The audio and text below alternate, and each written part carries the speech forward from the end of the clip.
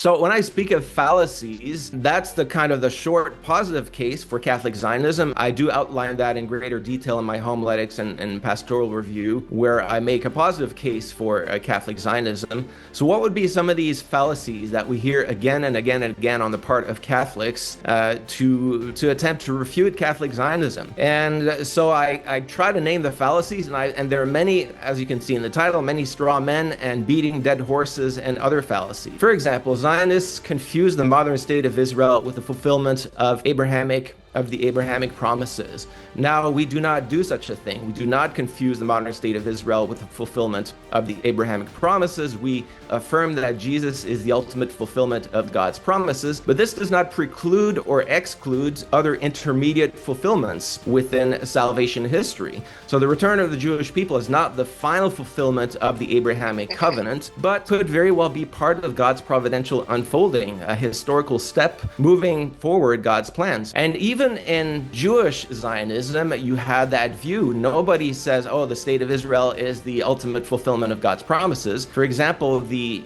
Jewish prayer for the state of Israel that they recite in the synagogues, that they pray in the synagogue, says that the state of Israel is the first flowering of our redemption. That was a quote, the first flowering of redemption. It is not a full fulfillment of all the promises, but it's a first flowering. It's a step towards the achievement of God's promises. Second straw man, Zionism is allegedly a rejection of Christ because it sponsors a return to the old law. Now, this is a multi-pronged straw man.